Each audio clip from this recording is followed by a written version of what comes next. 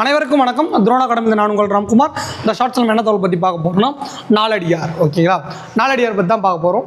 நாலடியார் அப்படின்றது பார்த்தீங்கன்னா 18 கீழ்கணக்கு நூல்கள் ஒன்று. இன்னும் தெளிவாக சொல்லணும்னா 18 கீழ்கணக்கில் அறநூல்களை ஒன்று. ஓகேங்களா, அறநூல்கள் மொத்தம் 11, அதில் ஒன்று தான் நாலடியார். அதை பற்றி தான் நம்ம பார்க்க போகிறோம். ஓகேங்களா, நாலடியாரில் பார்த்தீங்கன்னா 3 பால் 12 இயல் 40 அதிகாரங்களை கொண்ட ஒரு நூல். ஓகேங்களா, இந்த 12 இயல் அப்படின்றது ஒரு ஆத்தர் புக்கில் 11 அப்படின்னு இருக்கு. ஓகேங்களா, அப்போ 3 பால் 12 இயல் 40 அதிகாரம் 400 பாடல்களை கொண்டது.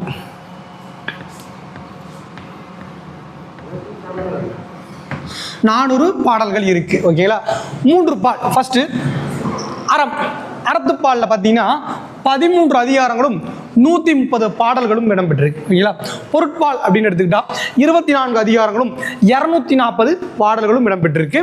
காமத்துப்பால் எடுத்துனா 3 பால்களும் 30 பாடல்களும் இடம்பெற்றிருக்கு. ஓகேங்களா, ஒவ்வொரு அதிகாரத்திற்கும் 10 பாடல்கள் வீதம் 400 பாடல்களை கொண்டுள்ளது.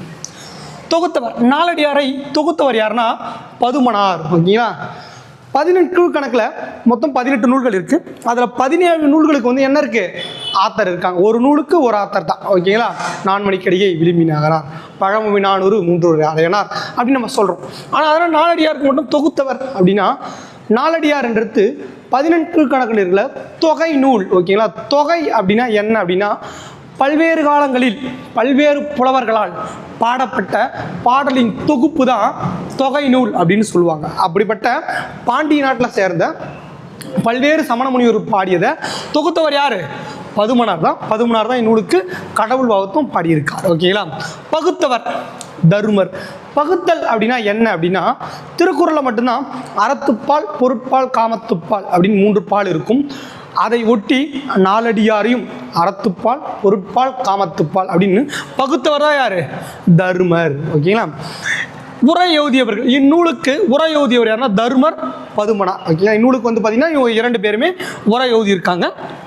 மொழிபெயர்த்தவர் நாலடியாரை மொழிபெயர்த்தவர் வந்து ஜியுப்போப் 1906. ஜியுப்போப் வந்து பார்த்தீங்கன்னா திருக்குறளை 1886 திருவாசகத்தை 1900 நாலடியாரை 1906 மொழிபெயர்த்திருப்பார். ஓகேங்களா, இந்நூலுடைய சிறப்பு பெயர் அப்படின்னு எடுத்துட்டா குட்டி திருக்குறள் வேளாண் வேதம், நாலடி 400 அப்படின்னு சொல்லுவாங்க. நோட் பண்ணிங்க. ஓகேங்களா, இந்நூல் மொத்தம் 400 பாடல்களை கொண்ட நூல் சொன்னால் கடவுள் வாழ்த்துடன் சேர்த்து 401 பாடல்.